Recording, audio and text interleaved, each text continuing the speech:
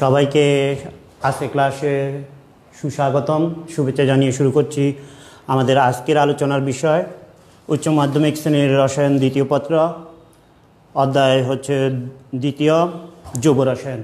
আজকে হচ্ছে রসায়নের প্রথম ক্লাস।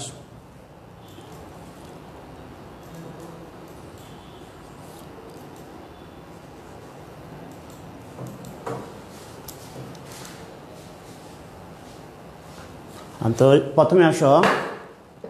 প্রথমে আমরা দেখব জৈব রসায়ন কাকে বলে। রসায়নের যে শাখায় জৈব যৌগ সম্পর্কে আলোচনা করা হয় তাকে জৈব রসায়ন বলে, অথবা এভাবেও বলা যায় রসায়নের যে শাখায় জৈব যৌগের উৎপত্তি, প্রস্তুতি, ধর্ম, ব্যবহার সম্পর্কে আলোচনা করা হয় তাকে জৈব রসায়ন বলে। তাহলে অর্থাৎ জৈব যৌগ সম্পর্কে আলোচনা, রসায়নের যে শাখায় জৈব যৌগ সম্পর্কে আলোচনা করা হয় কিংবা জৈব যৌগের ধর্ম, ব্যবহার, উৎপত্তি, প্রস্তুতি এই সম্পর্কে আলোচনা করা হয় তাকে বলা হয় জৈব রসায়ন। তাহলে এবার আসা জৈব যৌগ কী?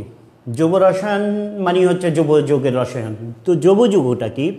জৈব যৌগটা হচ্ছে একসময় বলা হতো সজীব কোষ, উদ্ভিদ ও প্রাণীদেহ থেকে প্রাপ্ত যৌগ হচ্ছে জৈব যৌগ, আর নির্জীব কোষ থেকে প্রাপ্ত যৌগ হচ্ছে অজৈব যৌগ। অর্থাৎ সজীব কোষ থেকে প্রাপ্ত যৌগসমূহ হচ্ছে জৈব যৌগ, আর নির্জীব কোষ থেকে প্রাপ্ত যৌগসমূহ হচ্ছে অজৈব যৌগ। এরপর বলা হতো কার্বনের যৌগসমূহ হচ্ছে জৈব যৌগ, তবে কার্বনের অক্সাইড, সালফাইড, কার্বনেট, বাইকার্বনেট এবং কার্বাইডগুলো জৈব যৌগ নয়। অর্থাৎ যেমন carbon monoxide, carbon dioxide, sodium carbonate, sodium bicarbonate এগুলো জৈব যৌগ নয়। এরপরে আসা জৈব যৌগের আধুনিক সংজ্ঞা। সেখানে বলা হচ্ছে কার্বন এবং হাইড্রোজেন দ্বারা গঠিত দ্বিমৌল যৌগ হচ্ছে হাইড্রোকার্বন। অর্থাৎ কার্বন এবং হাইড্রোজেন এই দুইটা মৌল নিয়ে গঠিত যৌগসমূহকে আমরা বলবো হাইড্রোকার্বন। এই হাইড্রোকার্বন এবং তার জাতকসমূহ, হাইড্রোকার্বন এবং তার ডেরিভেটিভস গুলোকে আমরা বলবো জৈব যৌগ। যেমন দেখো তোমরা, মিথেন হচ্ছে হাইড্রোকার্বন। মিথেনে কি আছে? কার্বন আর হাইড্রোজেন। তাহলে মিথেন হচ্ছে হাইড্রোকার্বন, আর মিথেন থেকে উৎপন্ন মিথানল, মিথাইলামিন, মিথাইল ক্লোরাইড আর ফর্মিক অ্যাসিড হচ্ছে জাতক। তাহলে এটা হলো মিথেনের জাতক, ঠিক আছে? তাই মিথেনটা যেমন জৈব যৌগ, তাই তার জাতকগুলো methane, methanol, methylamine, methyl chloride, formic acid এরা সবাই হচ্ছে জৈব যৌগ। এবার আমরা জৈব যৌগের একটু ইতিহাস দেখি, জৈব যৌগটা কীভাবে। তাহলে 1807 সালে বার্জেলিয়াস সজীব কোষ থেকে প্রাপ্ত যৌগসমূহকে জৈব যৌগ নাম দেন। 1807 সালে বার্জেলিয়াস বললেন যে সজীব কোষ অর্থাৎ জীবন্ত, সজীব কোষ বলতে আমরা বুঝবো জীবন্ত উদ্ভিদ এবং প্রাণী থেকে প্রাপ্ত যৌগসমূহ হচ্ছে জৈব যৌগ। 1815 সালে বার্জেলিয়াস অভিমত ব্যক্ত করেন যে জৈব যৌগসমূহ কেবলমাত্র সজীব কোষে এক প্রকার রহস্যময় প্রাণশক্তির প্রভাবে সৃষ্টি হয়। অর্থাৎ এক প্রকার রহস্যময় প্রাণশক্তির প্রভাবে সৃষ্টি হয়, ভাইটাল ফোর্স। এগুলো মানুষ গবেষণাগারে প্রস্তুত করতে পারে না। তার এই মতবাদকে বলা হয় প্রাণশক্তি মতবাদ। তাহলে দেখো 1815 সালে বার্জেলিয়াস বলল যে জৈব যৌগসমূহ কেবলমাত্র সজীব কোষে এক প্রকার রহস্যময় প্রাণশক্তির প্রভাবে সৃষ্টি হয়, এগুলো মানুষ গবেষণাগারে প্রস্তুত করতে পারে না। তার এই মতবাদকেটাকে বলা হচ্ছে প্রাণশক্তি মতবাদ, ভাইটাল ফোর্স থিওরি। 1828 সালে বার্জেলিয়াসেরই ছাত্র, জার্মান ছাত্র ফ্রেডরিক উলার, এই ফ্রেডরিক উলার আকস্মিকভাবে গবেষণাগারে জৈব যৌগ ইউরিয়া তৈরি করে ফেলেন। তিনি লেড সায়ানেট এবং অ্যামোনিয়াম ক্লোরাইডকে উত্তপ্ত করে অ্যামোনিয়াম সায়ানেট প্রস্তুত করতে চাইলেন। তার দরকার ছিল অ্যামোনিয়াম সায়ানেট। সেই অ্যামোনিয়াম সায়ানেট তৈরি করার জন্য তিনি কী করলেন? লেড সায়ানেট আর অ্যামোনিয়াম ক্লোরাইডকে উত্তপ্ত করলেন। কিন্তু অ্যামোনিয়াম সায়ানেট উৎপন্ন হয়েছে ঠিকই, সেটা আবার রিয়ারেঞ্জ হয়ে ইউরিয়াতে রূপান্তরিত হয়ে যায়। অ্যামোনিয়াম সায়ানেটটা উৎপন্ন হয় ঠিকই, সেটা কিন্তু কনভার্ট হয়ে যায় ইউরিয়াতে। তো তোমরা দেখো, lead cyanate plus ammonium chloride উত্তপ্ত করলে লেড ক্লোরাইড হওয়ার কথা আর অ্যামোনিয়াম সায়ানেট হওয়ার কথা, কিন্তু সেই অ্যামোনিয়াম সায়ানেট তোমার রিয়ারেঞ্জ হয়ে ইউরিয়াতে রূপান্তর হয়েছে। ইউরিয়া হচ্ছে তাহলে ল্যাবরেটরিতে আবিষ্কৃত প্রথম জৈব যৌগ। এই ইউরিয়া তোমার একটা জৈব যৌগ, সেটা ল্যাবরেটরিতে আবিষ্কার হলো। এই জন্য ফ্রেডরিক উলারকে বলা হয় জৈব রসায়নের জনক। 1845 সালে বিজ্ঞানী কোব গবেষণাগারে অ্যাসিটিক অ্যাসিড প্রস্তুত করেন। কোব তিনি অ্যাসিটিক অ্যাসিড প্রস্তুত করেন গবেষণাগারে। 1856 সালে বিজ্ঞানী বার্থেলো মিথেন প্রস্তুত করেন, মিথেন গ্যাসটা প্রস্তুত করেন 1856 সালে। এরপর অসংখ্য যৌগ গবেষণাগারে প্রস্তুত করা হয়েছে এবং এখনও প্রতি বছর হাজার হাজার যৌগ প্রস্তুত করা হচ্ছে। এবার আসব জৈব যৌগ এবং অজৈব যৌগের মধ্যে পার্থক্য। জৈব যৌগ এবং অজৈব যৌগের মধ্যে কি পার্থক্য? এটা দেখছো একটা অজৈব যৌগ, যেটা খাদ্য লবণ আমরা যেটা খাই, যেমন পানি একটা অজৈব যৌগ।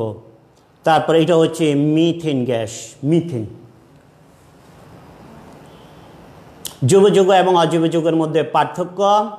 তাহলে আমরা ঘর করলাম আলোচনার বিষয় জৈব যৌগ এবং অজৈব যৌগ। তাহলে প্রথম পার্থক্য দিচ্ছি আমরা সংজ্ঞা।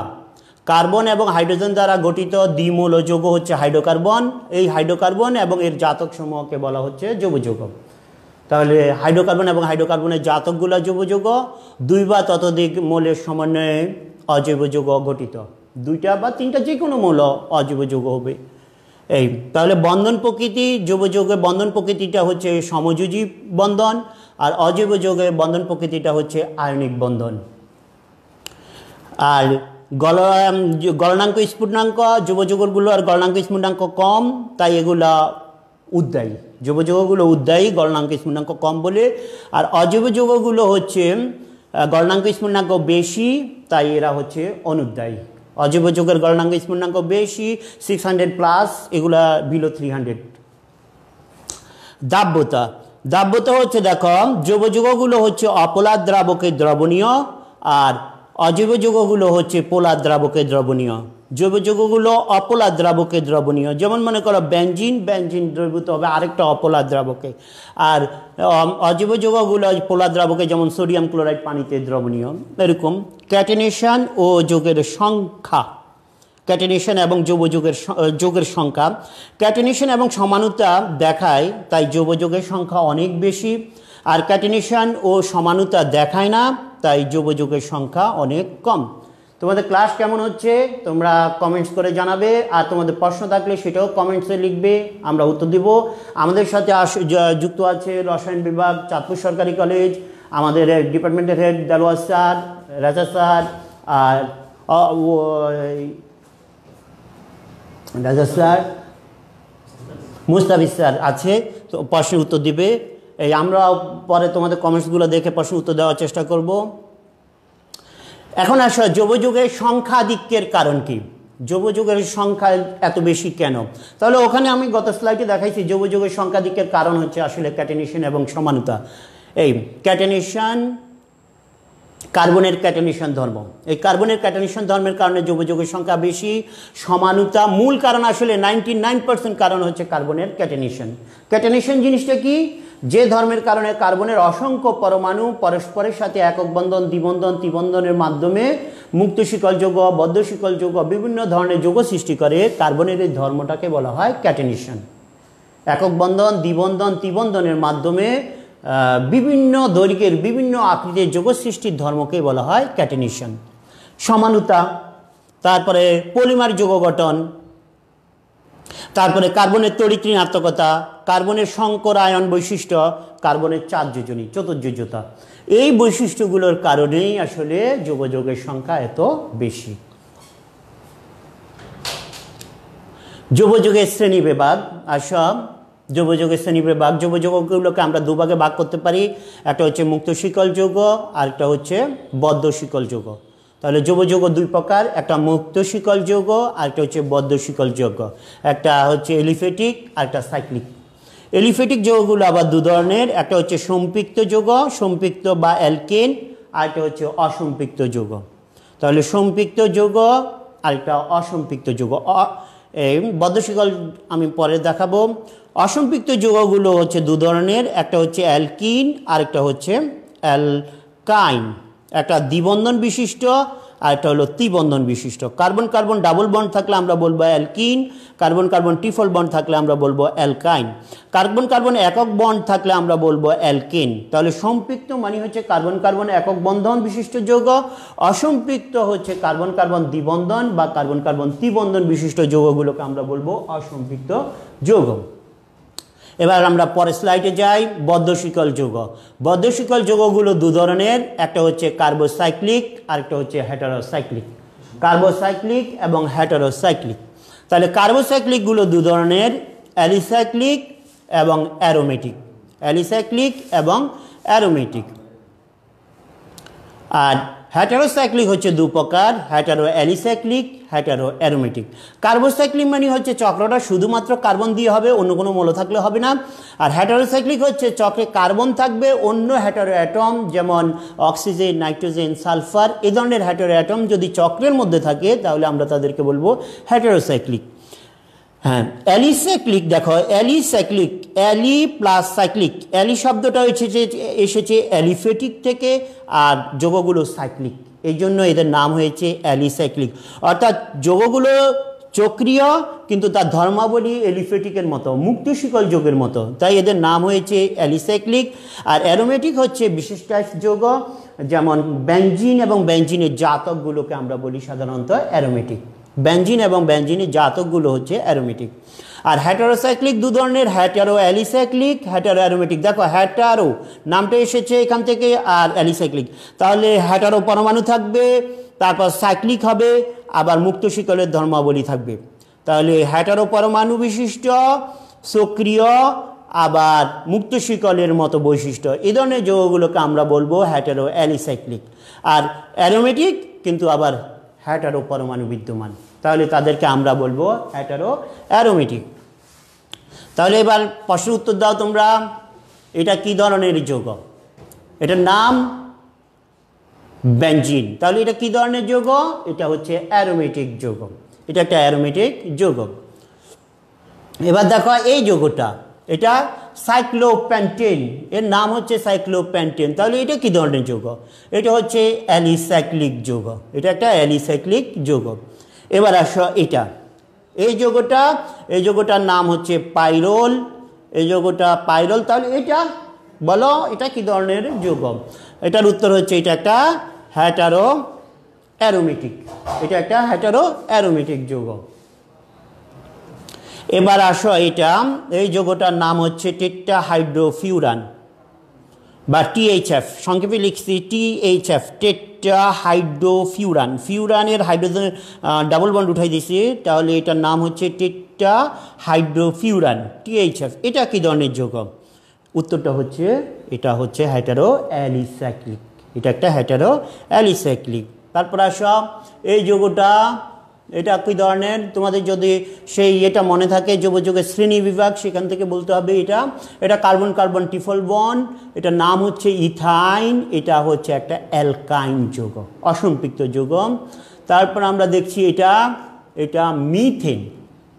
মিথেন এটা একটা সম্পৃক্ত যৌগ, এটা একটা অ্যালকেন যৌগ। আর এই যৌগটার নাম ইথিন। এটা কার্বন কার্বন ডাবল বন্ড, অবশ্যই এটা অসম্পৃক্ত, এটা অ্যালকিন। এটা হচ্ছে অ্যালকিন টাইপ যৌগ। তাহলে এবার দেখি আমরা সমগোত্রীয় শ্রেণী। সমগোত্রীয় শ্রেণী কাকে বলে?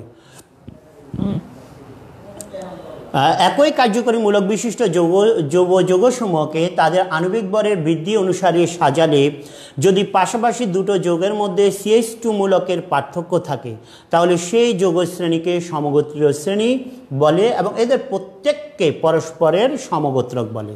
তাহলে যদি দুইটা যৌগের মধ্যে CH2 মূলকের পার্থক্য থাকে তাহলে আমরা সেই যৌগগুলোকে বলবো পুরোটাকে হচ্ছে একটা সমগোত্রীয় শ্রেণী, আর প্রত্যেককে পরস্পরের সমগোত্রক বলে। উদাহরণ দিলে ক্লিয়ার হয়ে যাবে। যেমন দেখো মিথেন, ইথেন, প্রোপেন, বিউটেন, প্যান্টেন, এরা হচ্ছে পরস্পরের সমগোত্রক। এই যে মিথেন, ইথেন, প্রোপেন, বিউটেন, প্যান্টেন, এদের মিথেনের সাথে ইথেনের পার্থক্য হচ্ছে CH2, ইথেনের সাথে প্রোপেনের পার্থক্য CH2, প্রোপেনের সাথে বিউটেনের CH2, এদের পাশাপাশি দুইটার মধ্যে পার্থক্য হচ্ছে CH2। তাহলে এটা একটা সমগোত্রীয় শ্রেণী, এটা একটা অ্যালকেন শ্রেণী। আবার দেখো এটা অ্যালকোহল শ্রেণী। আমরা আবার দেখি, হ্যাঁ, মিথানল, ইথানল, প্রোপানল, এরা পরস্পরের সমগোত্রক। এই মিথানলের সাথে দেখো ইথানলের পার্থক্য কি, এখানে কার্বন একটা, এখানে কার্বন দুইটা, তাহলে একটা কার্বনের পার্থক্য। এখানে হাইড্রোজেন তিনটা, এখানে হাইড্রোজেন পাঁচটা, তার মানে CH2 মূলকের পার্থক্য। এদের মধ্যে পার্থক্যটা হচ্ছে CH2 মূলকের। তাহলে আমরা ওই যৌগ শ্রেণী, এটা একটা সমগোত্রীয় শ্রেণী, এটা আরেকটা সমগোত্রীয় শ্রেণী, এরকম সমগোত্রীয় শ্রেণী তৈরি করা যায়।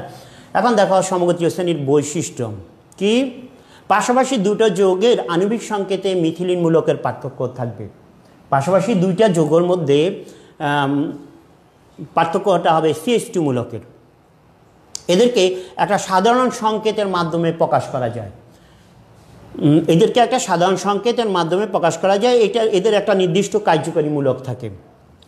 একই শ্রেণীভুক্ত সকলকে একই পদ্ধতিতে প্রস্তুত করা যায়। ওই যে দেখালাম মিথেন, ইথেন, প্রোপেন, এদের মিথেনকে যে পদ্ধতিতে প্রস্তুত করবা, ইথেনকে সেই পদ্ধতিতে প্রস্তুত করা যাবে, প্রোপেনকে সেই পদ্ধতিতে প্রস্তুত করা যাবে। এদের রাসায়নিক ধর্ম একই, মিথেন, ইথেন, প্রোপেন, বিউটেন, এদের রাসায়নিক ধর্ম একই, শুধুমাত্র ভৌত ধর্মে ক্রম পরিবর্তন লক্ষ্য করা যায়। শুধু ভৌত ধর্মে কিছু পরিবর্তন হবে, কখনো বাড়বে কখনো কমবে, এরকম ভৌত ধর্মে ক্রম পরিবর্তন লক্ষ্য করা যায়। এই হচ্ছে সমগোত্রীয় শ্রেণীর বৈশিষ্ট্য। এখন দেখো আমি একটা প্রশ্ন দিই, কি বিউটেন মিথেনের সমগোত্রক কেন? এর উত্তর অবশ্যই তোমরা পারবা। ওই বৈশিষ্ট্যগুলোর কথাগুলোই বলতে হবে, যে বিউটেন কেন মিথেনের সমগোত্রক, বিউটেন কেন ইথেনের সমগোত্রক, বিউটেন কেন প্রোপেনের সমগোত্রক, এরকম অমুক যৌগের কেন সমগোত্রক? কারণ ওই যৌগগুলোর মধ্যে পাশাপাশি দুটো যৌগের মধ্যে পার্থক্য থাকবে। CH2 একটা নির্দিষ্ট কার্যকরী মূলক থাকবে, একই পদ্ধতিতে প্রস্তুত করা যাবে, একটা সাধারণ সংকেতের সাহায্যে প্রকাশ করা যাবে। তারপরে রাসায়নিক ধর্ম একই, ভৌত ধর্মে ক্রম পরিবর্তন দেখা যাবে।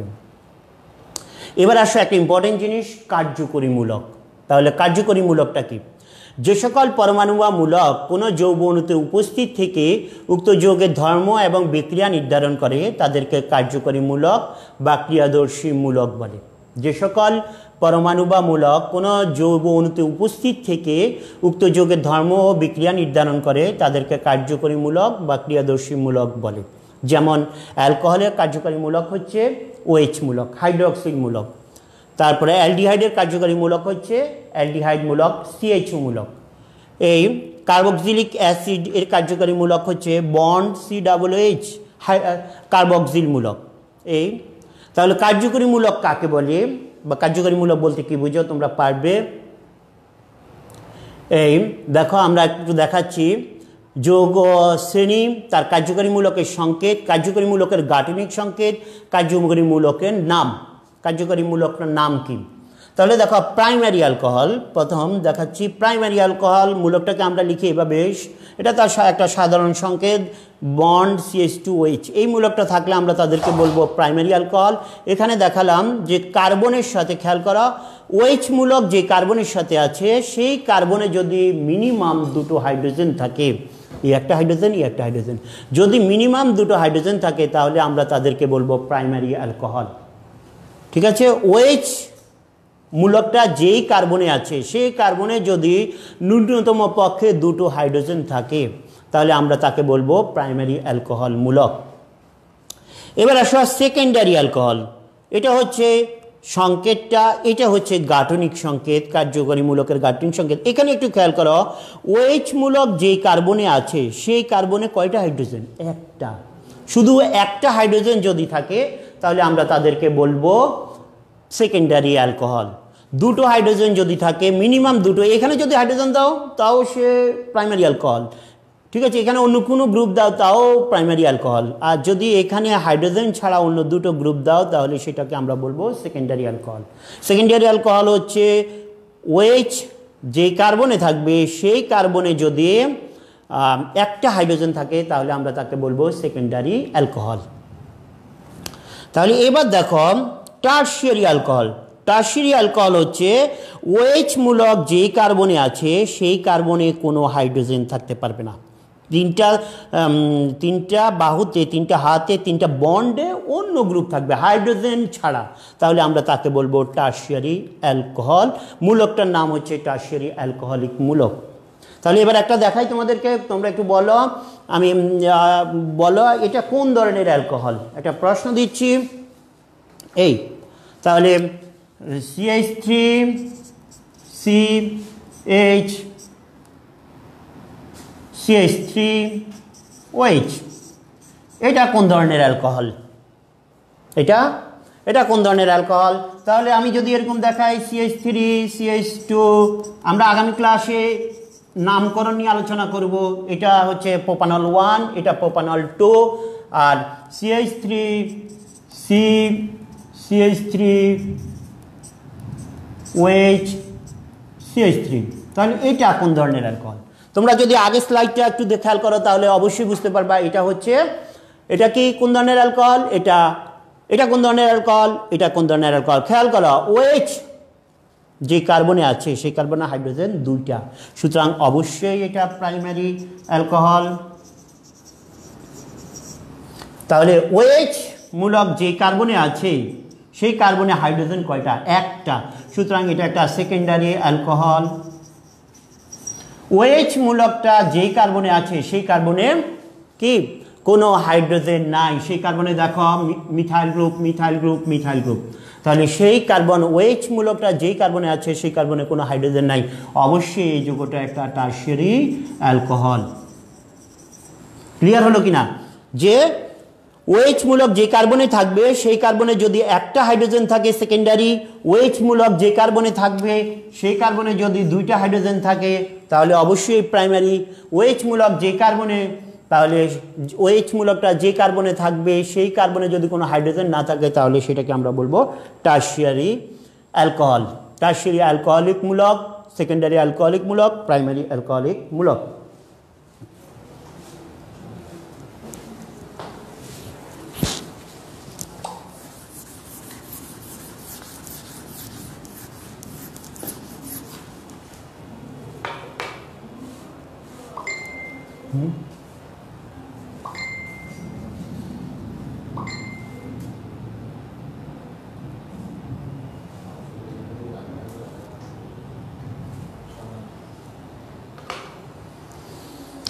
আচ্ছা, আমরা এর মধ্যে অ্যামিনটা একটু দেখি। এই গ্রুপটা থাকলে আমরা তাদেরকে বলি অ্যামিন। NH2 এটা থাকলে আমরা বলি অ্যামিন। আর এটা এরকম নাইট্রোজেনের সাথে যদি 2টো হাইড্রোজেন থাকে তাহলে সেটা হচ্ছে প্রাইমারি অ্যামিন। নাইট্রোজেনের সাথে যদি একটা হাইড্রোজেন থাকে এটা হচ্ছে সেকেন্ডারি অ্যামিন। নাইট্রোজেনের সাথে যদি কোনো হাইড্রোজেন না থাকে তাহলে সেটাকে আমরা বলি টারশিয়ারি অ্যামিন। এটা টারশিয়ারি, এটা সেকেন্ডারি, এটা প্রাইমারি। ঠিক আছে, প্রাইমারি অ্যামিন। তাহলে এখন আমার প্রশ্ন উত্তর দাও, এটা প্রাইমারি অ্যামিন, প্রাইমারি অ্যামিনোমূলক, মূলকটার নাম অ্যামিনোমূলক। এটা প্রাইমারি অ্যামিনোমূলক, সেকেন্ডারি অ্যামিনোমূলক, টারশিয়ারি অ্যামিনোমূলক। তাহলে কোশ্চেনের উত্তর দাও। CH3 CH2 NH2 এটা কি ধরনের অ্যামিন? CH3 NH এটা কি ধরনের অ্যামিন? এটা কি ধরনের অ্যামিন? কিংবা এই যৌগটা আমরা যদি দেখি NN ডাইমিথাইলেনিলিন, এটা N মিথাইলেনিলিন, এটা তো ইথাইলামিন, তোমরা সহজ জগৎ ইথাইলামিন। এটা N মিথাইলেনিলিন, এটা NN ডাইমিথাইলেনিলিন। তাহলে এটা কি ধরনের? এখানে খেয়াল করো নাইট্রোজেনের সাথে কোনো হাইড্রোজেন নেই, সুতরাং এটা টারশিয়ারি অ্যামিন। এখানে নাইট্রোজেনের সাথে 2টো হাইড্রোজেন, সুতরাং এটা প্রাইমারি অ্যামিন। এখানে নাইট্রোজেনের সাথে একটা হাইড্রোজেন, সুতরাং এটা সেকেন্ডারি অ্যামিন। ক্লিয়ার? আমার মনে হয় তোমরা বুঝে গেছো। নাইট্রোজেনের সাথে কোনো হাইড্রোজেন না থাকলে টারশিয়ারি, নাইট্রোজেনের সাথে একটা হাইড্রোজেন থাকলে সেকেন্ডারি, 2টো হাইড্রোজেন থাকলে প্রাইমারি। দাও পাওয়ার পয়েন্ট দাও।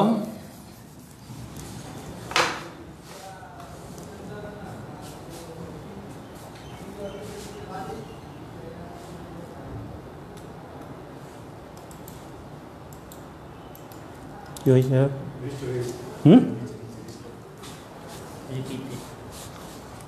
ও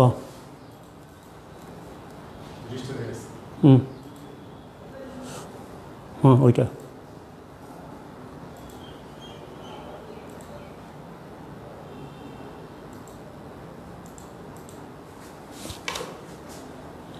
দেখুন,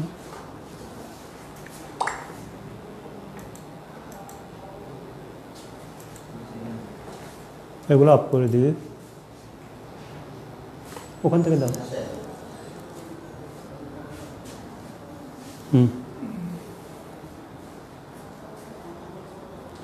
দাও, ঠিক আছে।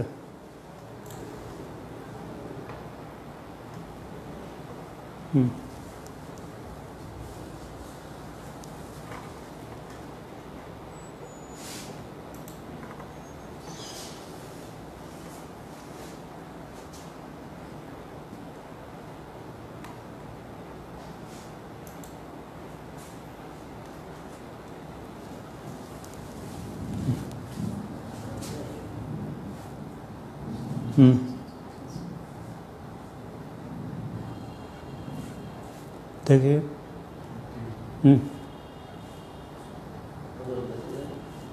অটো না এখান থেকে করাচ্ছি,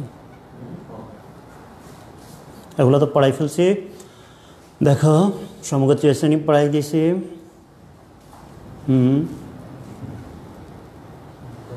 প্রশ্ন, হ্যাঁ এই তাহলে এই কার্যকরীমূলক প্রাইমারি সেকেন্ডারি টারশিয়ারি অ্যালকোহল পড়ানো হয়েছে। অ্যামিন পড়াই দিয়েছি তোমাদেরকে।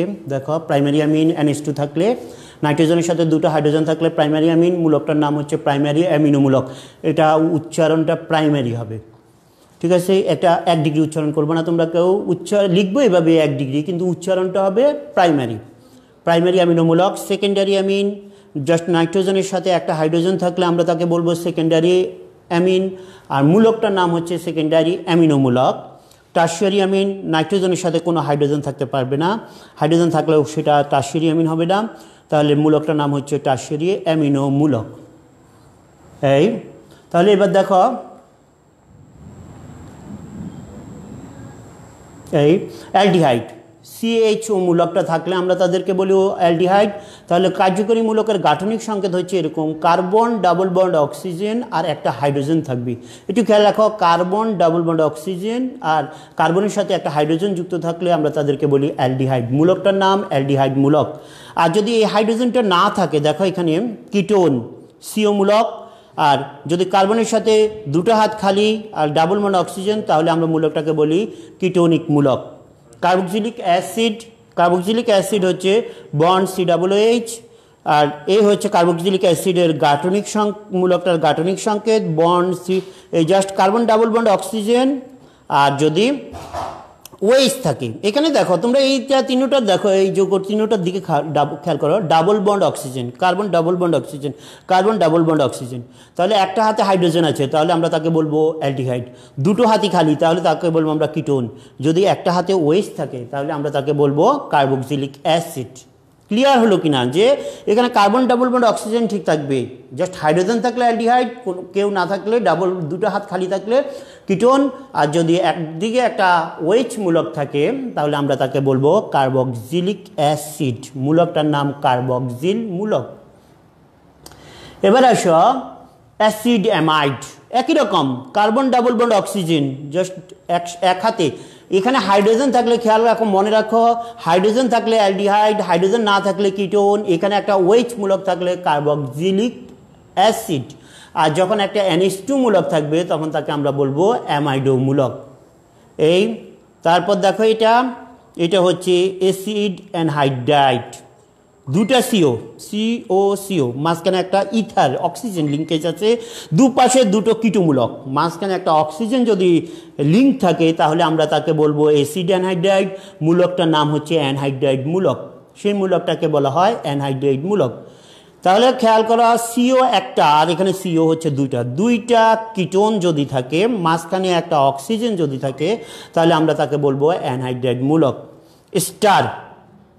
স্টার হচ্ছে কি, তাহলে বন্ড COOR, তাহলে কার্বন অক্সিজেন ডাবল বন্ড আছে OR, তাহলে এটাকে আমরা বলবো স্টার। এখানে আবার দেখো, এখানে একটা আর এর পরিবর্তে যদি H দাও, কার্বক্সিলিক অ্যাসিডের সেই Hটার পরিবর্তে আমরা হাইড্রোজেনটার পরিবর্তে আমরা যদি একটা অ্যালকাইল গ্রুপ এখানে ইন্ট্রোডিউস করি, অ্যালকাইল গ্রুপ দিই, তাহলে এটা হয়ে গেছে স্টার। কেমন? আবার বলছি COO, carbon double bond oxygen, এখানে একটা হাইড্রোজেন দাও, হবে অ্যালডিহাইড। এখানে কিছুই দিলা না, ইহাতে খালি কিটোন, এখানে একটা OH মূলক দাও, তাহলে কি হবে? Carboxylic acid. ঠিক OH মূলকের হাইড্রোজেন সরিয়ে সেখানে যদি যাও আর, তাহলে হয়ে যাবে স্টার, মূলকটার নাম স্টার মূলক। দুপাশে দুটা কিটোন, মাঝখানে একটা অক্সিজেন, তাহলে এটাকে আমরা বলবো অ্যানহাইড্রাইড। এখানে একটা NH2 দাও, জাস্ট অ্যামিন মূলক থাকবে আর কিটোন মূলক, তাহলে এটাকে বলবো আমরা অ্যামাইডো মূলক। এবার দেখো acid chloride, acid chloride bond COCl, তাহলে একই carbon double bond oxygen, carbon double bond oxygen আর হ্যাঁ তোমাদের ধন্যবাদ। তোমাদের মধ্যে একজন প্রশ্ন করছো আরটা কি? আরটা অ্যালকাইল, মিথাইল ইথাইল অ্যালকেন থেকে যদি একটা হাইড্রোজেন সরে যায়, যে অংশটা অবশিষ্ট থাকে তাকে বলা হয় অ্যালকাইল। এখানে আর মানে হচ্ছে অ্যালকাইল, মিথাইল হতে পারে, ইথাইল হতে পারে, প্রোপাইল হতে পারে। ধন্যবাদ যে প্রশ্নটা করেছো যে আরটা কি। আরটা হচ্ছে অ্যালকাইল, মিথাইল ইথাইল প্রোপাইল এগুলোকে বলা হয় অ্যালকাইল। অ্যালকেন থেকে একটা হাইড্রোজেন সরে গেলে অবশিষ্ট অংশটাকে বলা হয় অ্যালকাইল। এই এখানে হাইড্রোজেন থাকলে কার্বক্সিলিক অ্যাসিড, হাইড্রোজেনটার পরিবর্তে আর বসালে হয়ে যাবে এস্টার মূলক। এই তাহলে আমরা দেখছি অ্যাসিড ক্লোরাইড, এটা হচ্ছে COCl, ওই যে আবার আগের মতো carbon double bond oxygen, Cl থাকলে হয়, এখন জাস্ট একটা হাতে যদি Cl দাও হয়ে গেল অ্যাসিড ক্লোরাইড, মূলকটার নাম অ্যাসিড ক্লোরাইড মূলক। অ্যালকাইল সায়ানাইড বা নাইট্রাইল, এটা সায়ানোমূলক, ঠিক আছে। Bond carbon triple bond N, nitrogen, তাহলে কার্বন ট্রিপল বন্ড নাইট্রোজেন, এই মূলকটাকে আমরা বলবো সায়ানোমূলক বা নাইট্রাইল মূলক। এই মূলকটা হচ্ছে সায়ানোমূলক বা নাইট্রাইল মূলক। তারপরে হচ্ছে সালফোনিক অ্যাসিড, সালফোনিক অ্যাসিড হচ্ছে বন্ড SO3H, এই বন্ড সালফার, সালফারের সাথে দেখো অক্সিজেন ডাবল বন্ড সালফার, এদিকেও oxygen double bond sulphur, bond OH, এখানে ডাবল বন্ড, অথবা এই ডাবল বন্ড না দিয়ে তোমরা অ্যারো দিতে পারো, এদিকে একটা অ্যারো এদিকে একটা অ্যারো, ওটা ডাবল বন্ড ইয়ে করবে। আর সালফার বন্ড OH, এটাকে বলবো আমরা সালফোনিক অ্যাসিড মূলক। এই তাহলে আমরা দেখো এখানে প্রায় 9-10টা আমরা যে কার্যকরী মূলক দেখালাম। আরও দু একটা রয়েছে, যেমন তোমার ইথার বন্ড অক্সিজেন বন্ড, এটা হচ্ছে ইথার, ইথার মূলকটার নাম হচ্ছে ইথার মূলক, এরকম। এই তারপর আমাদের আগামী ক্লাসের আলোচনা, আমরা আগামী ক্লাসে আলোচনা করব যৌগযুগের নামকরণ নিয়ে। যৌগযুগের নামকরণ নিয়ে তো তোমাদের ক্লাসটা কেমন লেগেছে, ভালো লেগেছে কিনা বা আমাদের কোনো ইয়ে আছে কিনা তোমরা একটু জানাবে। এই আমরা আগামী ক্লাসে নিয়ে আসবো যৌগযুগের নামকরণ। কোশ্চেন কি? এগুলোর মধ্যে সবচেয়ে শক্তিশালী মূলক, সবচেয়ে শক্তিশালী মূলক এগুলো আসলে আমরা আগামী নামকরণে দেখাবো কোন মূলকটা সবচেয়ে প্রায়োরিটি বেসিসে কোনটা সবার আগে থাকবে, ঠিক আছে। এটা আমরা আগামী ক্লাসে যখন নামকরণ পড়াতে যাব তখন সেখানে আসবে প্রায়োরিটি বেসিস কোন মূলকটা সবচেয়ে বেশি প্রাধান্য পাবে। ওকে, ধন্যবাদ তোমার প্রশ্নের জন্য, সুন্দর প্রশ্ন। এই তো সবাইকে ধন্যবাদ জানাচ্ছি। আমাদের আজকের ক্লাস এখানেই শেষ। আল্লাহ হাফেজ, ভালো থাকো যেখানেই থাকো। এই ওকে।